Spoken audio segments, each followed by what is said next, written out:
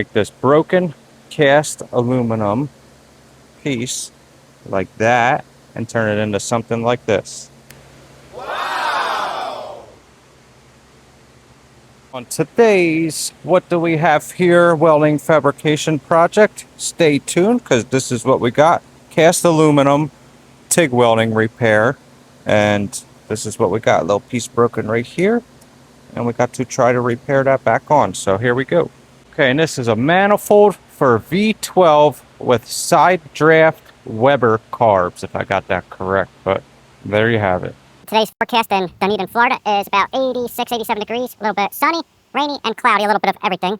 So there it is, and it's going to get hot again, so stay tuned. And we got my new noise cancellation mic for you guys, so hopefully it works pretty good, and you won't hear the welder in the back, but I'm not sure how everything else is, but back to it. This is for our buddy Josh, and I forget exactly what he said this was for. I'll let you know sometime in the video, but cast aluminum, kind of a little rushed repair job if we can for him, and it's about 3 o'clock, and we'll hopefully get it done within an hour, but I told him I can't guarantee it if it might crack again, just on how it is, but we'll give it our best shot. And with all this porousness in here on that cast aluminum, I'm not sure how it's going to weld, and I don't know if this is a coating on top, so I might have to grind some of that off, but what I'm going to do is try tacking it there and there on the sides, and maybe I could tack on the top and on the bottom, and then I'll just groove it out and bevel it.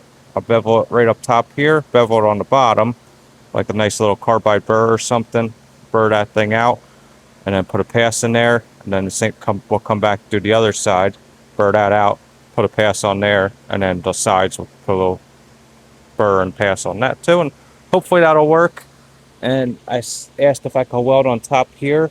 I'm gonna put a little groove in there, so hopefully that'll help out a little bit, and he said I'll grind it back down a little bit if he needs to get that bolt on, so he can get in there and do that. Probably get it with a grinder wheel or something, just level that off or deck that off, and then the bottom will be pretty much flat, so if I put a little burr in there, hopefully grind that flat afterwards too. So we'll give it our best shot. As always with cast aluminum, you do not know how it's going to weld until you weld it, so hopefully it's all right. It's pretty clean, but I'm not sure on that if that's a coating or not on there, so we're going to try taking that off a little bit. I don't know if I should put that in a sand blaster, which if I do that, it's going to get sand in here. I was going to tape it off, but I might be able to just hit it with a flap disc really fast or something and clean it up. So make this video a little shorter hopefully, and not show you exactly all the steps, but I'll tell you some of them. So that's what I'm going to do. I'm just going to go hit it with a flap disc, and we'll be right back and clean up some of that if it's any paint or coating on there, to get it to bright shiny metal if we can. And I want to show you guys something. I got this like years ago, but I've been hanging on to it and I forgot I left it here, but it's pretty cool.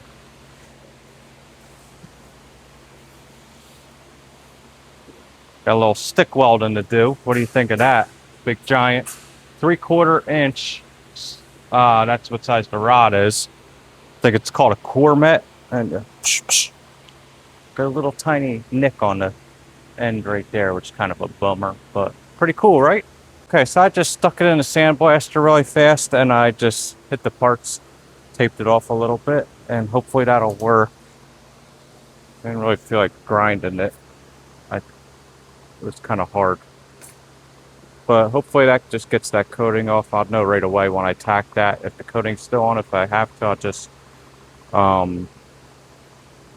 do you call it, I'll take it off really fast. But when I put this on, I just didn't want to mess up the fitment on this. If I was to grind it, there's not really much room to grind. I could have went with a wire wheel, but when I hit this with the burr, that'll clean a lot of it up. I just didn't want to ruin that fitment. So because that's a nice fitment right there. Something I should probably do first is just trace this little piece just in case. I'll just trace around this just so I have a nice little fit up and a placement, which it's really not that critical, and it should be fine like that, but I'll just do it just in case. Got a little trace mark just around it, just in case. Never know, right? Now I'm just going to try tacking it on like that. Hit it with a little acetone wipe and a wire brush, maybe a stainless steel wire brush. and then we'll acetone wipe it, then we'll try tacking it. The hand brusher, I got this stainless steel wire brush designated for aluminum only. We'll just do a little hit with that, and we'll clean it up really fast.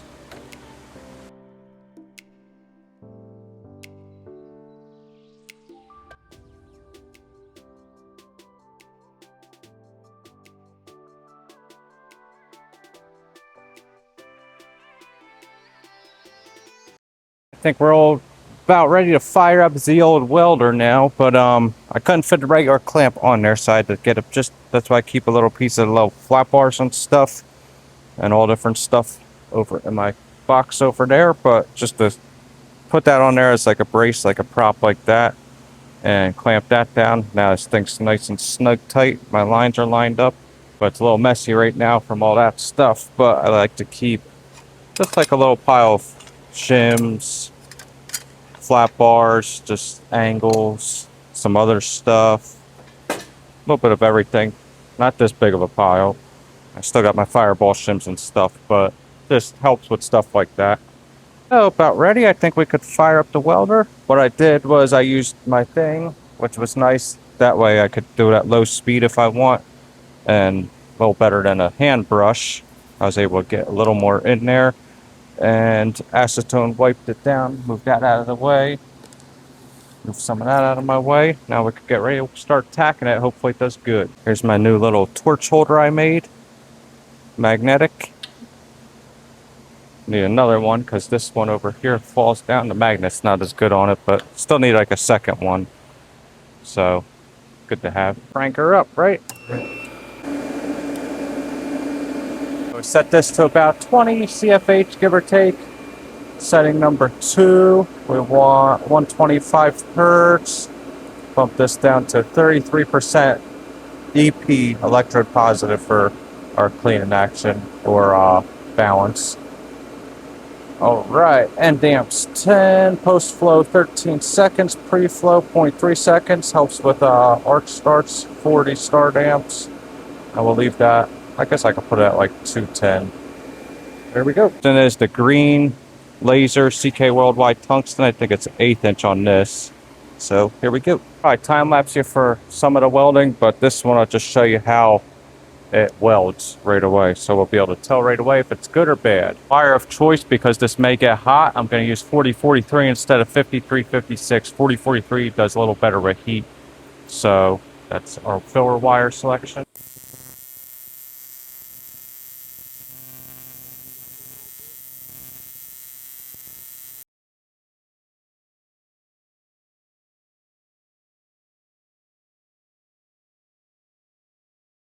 Being that it's aluminum tabletop, we want to be careful, but I put a little bit of heat on it. The sides always weld easy like that, but we got our tacks on the sides.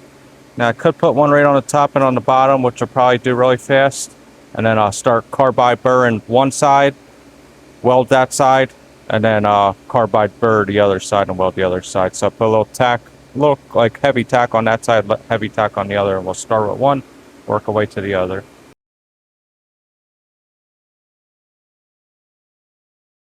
Alright, didn't carbide or tack that because I'm going to start with that one, but get ready to carbide burr that, and go grab our carbide burr. On our tool we'll use the straight grinder, which is on its last leg.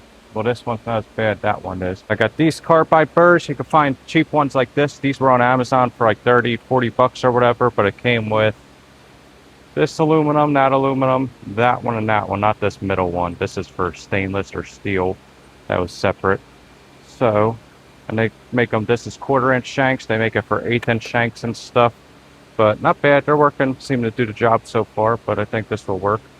So I'll work on this table because someone's on this one, but somebody always leaves their rags all over everywhere.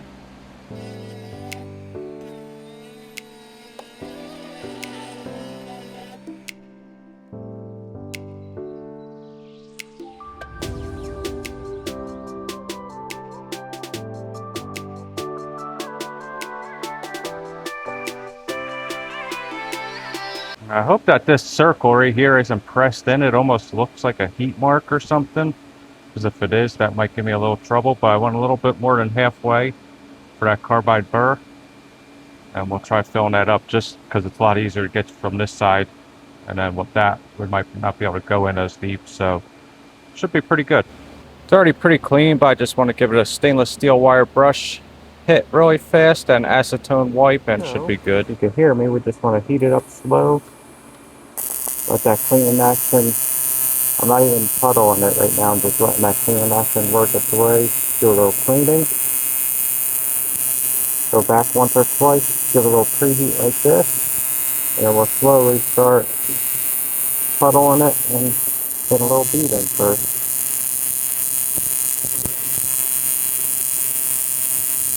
I like to go back and forth, like up and down a little bit. Let that work its way in there.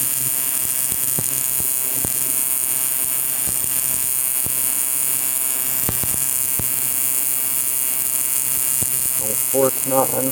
Let that puddle on its own. And there you go, people. What do you think? Give a little wire brush.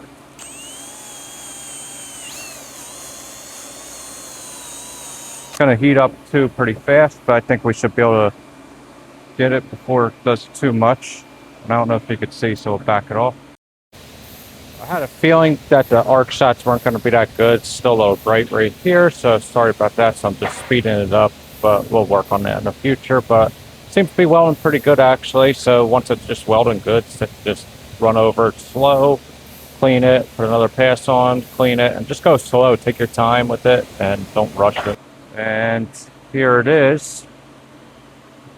You can see it, we're well above flush, so I could let that cool, grind it, do that, and then go from there. So maybe I'll just put it on the fan or something, let that cool really fast, probably grind that off flat, carbide burr that, and fill that up, and just be a little careful when grinding that weld down. You don't want to grind too much into the real actual base metal, and I'll just add in that little burr groove. I think we're doing pretty good. I grinded it flat, and we're actually pretty flat compared like with this other ones. He's going to put a gasket on there, I'm sure, but hopefully that's good enough. If we need to, we could put more weld on it, but ground that down, put a little groove in it, and same thing on the sides. I did a little groove on the sides, on that corner right there, and right over here just to bevel that, but we got down to the other base metal, so now we got pretty much 100% penetration. Fill that up, and hopefully it'll be good. Here we go. I'm not going to clamp it because if I clamp it, I won't be able to get into welding it, but hopefully you'll be able to see something. I know my torch is going to be in the way for this one.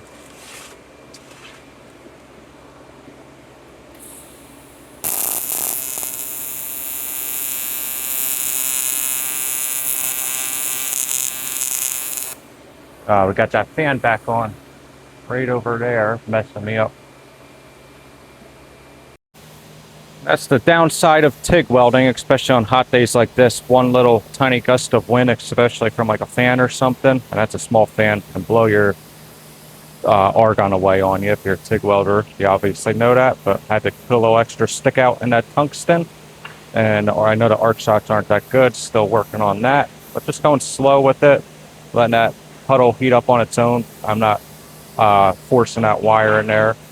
And it seems to be going pretty good actually. So pretty happy with it. Guys, I think that's pretty good. Let's give you a little show and tell. We'll just deck that off a little, even though I should leave it up to him, but I'll do it myself just in case there's any little pits or anything. Got my little ends right there, and it should be hopefully pretty good. So we'll grind that and we'll be right back. First, we'll let this cool for a minute because it's too hot, and if I try grinding it, it's gonna be too hot still. I mentioned in a lot of my videos, but I like to use this for heavy grinding, like a black rock, but this is like a white rock. Max Flex, Rex Cut abrasives. Might make it in different stuff and then just a flap this. But this works really good for eating away a lot of metal. Well, it worked good with stainless too, but I really like it for aluminum, works really good. I'm just lightly going at it, taking a little bit off at a time, and then looking at it, seeing how I go, and then I'm going to go back over it with a flap disc, so I don't want to go too deep, so I just got to be a little careful. There's the flap disc. We'll see how it is after that. Let's see how we did. Make sure shut all your stuff off, clean all your stuff up, right? That's what I did. Good habit to get into. Everybody should. Cleaned up, swept up, that way it's not no grinding dust over here. All the grinding dust is over there, swept that up. I just got to put this away, my carbide burr, so no one ruins that thing, and blow this thing off. And clean it too good, but if you take the 2 seconds to just blow that off with the air hose, and then if you give it a little wipe down, your tool will last 10 times longer, and oil it and stuff. And it's nice, but good habit to get into. One of my other little favorite tools in the shop. My little work area, just all the grinding dust. The grinding wheels back. Left that up there. Back to it, guys, though. Here it is. I didn't do the bottom too, like, there's still a little bit that's got to be taken off the bottom. Maybe. We don't have the best of tools for it, but if he wants to just go over that, I think a DA sander, just like sand that really fast, and that way it'd be pretty good, or like a little file sander or something. Because with the grinder, it's not, I don't want to dig in too much. I actually went back and put a little pass back over it because I seen a little, looks like I ground it too much before. But now, when you put it, sit back down, it's actually sitting nice. It'll be sitting nice and flat pretty much. With this gasket in there, should be pretty good. If we need to, I'll add another pass for him, but I think that should be pretty good. And what do you think, guys? That was it. Ground that all down best I could. If he wants to, he could make it a little more cosmetically pleasing, but that was it. That was our simple little job. We got about an hour-ish, but we were doing a video and stuff. So, what do you think? Pretty easy. That was actually pretty clean casting. I thought it was going to be a lot worse. Because, like, look up, where was it? There was more pittings I seen, like right up here and stuff. So I just was a little worried from that, but I actually welded pretty decently. But hopefully you guys enjoyed that a little bit. Hopefully my mic worked a little bit. I don't know. We'll see how it goes, the video. If you like, I know I've done a lot of cast aluminum stuff, but let me know long videos, short videos, more of the welding, less of the welding, what you like to see, and we'll go from there. But thank you guys for watching. Really appreciate it. And we shall see you guys on the next one. I guess Chris Winarski, over and out.